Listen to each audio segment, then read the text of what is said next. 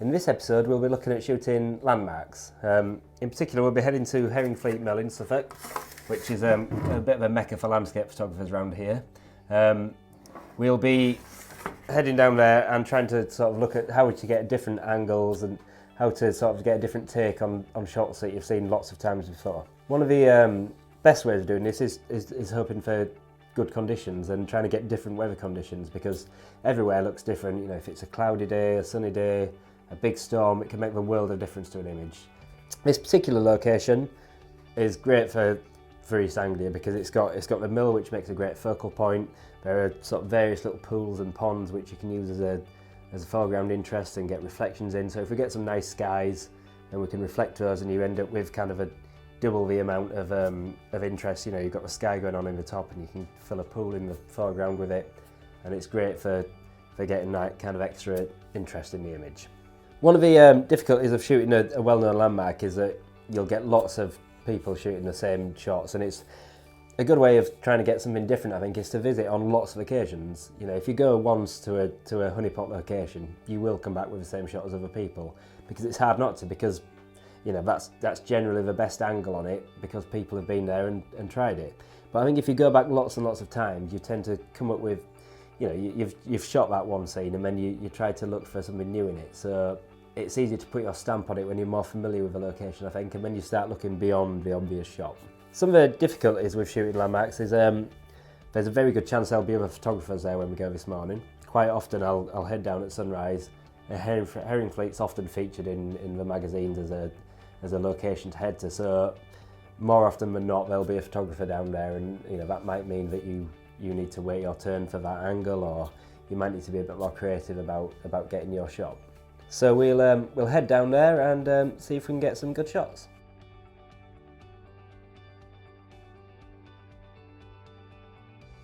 There are various points you can shoot from around here. We've got the mill in front of us at the moment, nice leading lines from the bridge, and then you've got over to the other side very nice broads and the water coming through, which make a great foreground. This morning we've got some nice light that's been going on. We've got some nice clouds, there's a bit of snow going by in various clouds, so it's not an image I've ever got really in winter before here.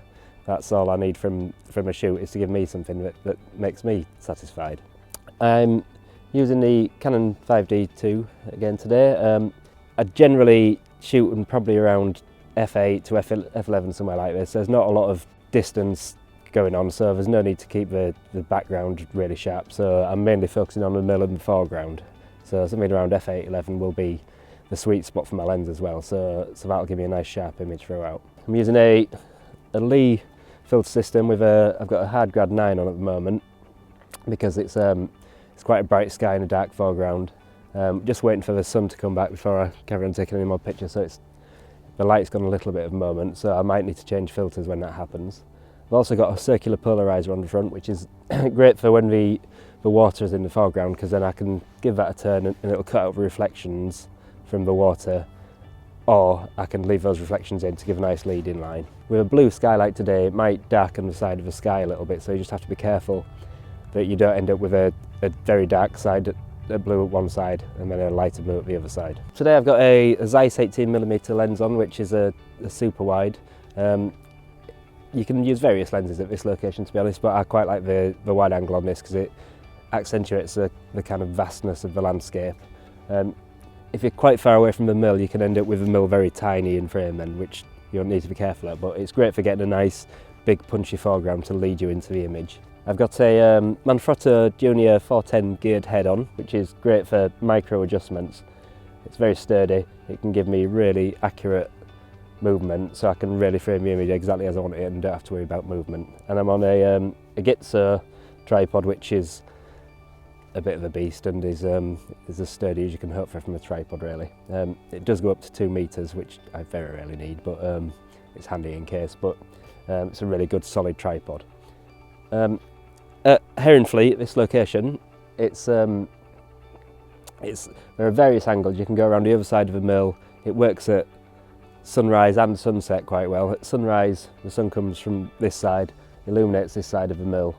You get nice skies going on that side, then it's a great image. And then likewise at sunset, it comes and sets on the front of the mill, so you get light hitting the mill or you can shoot from behind to get a silhouette.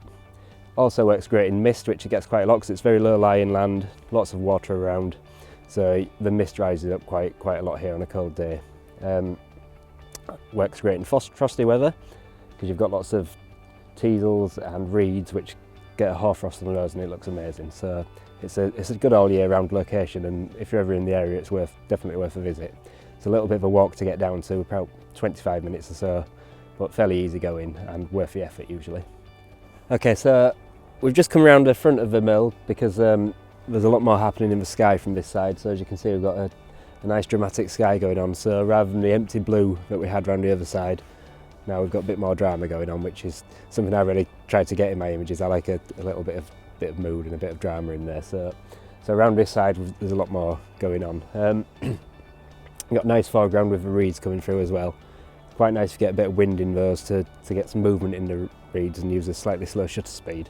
It's quite still today, so that's not happening, but it adds a little bit of movement in there and a little bit of life into the images, I find. So that's a good technique somewhere like this. So I've put a soft grad on now we're around here as well. Rather than the 0.9 hard grad, I've just put a 0.6 soft grad on because it's the light's a bit more balanced now, and also using a hard grad with the windmill breaking up into there, it's quite hard to, with that hard line there, it needs a little bit of work in post, whereas a soft grad is a bit more gentle and it should just give the image just a bit that easier to work on at the end.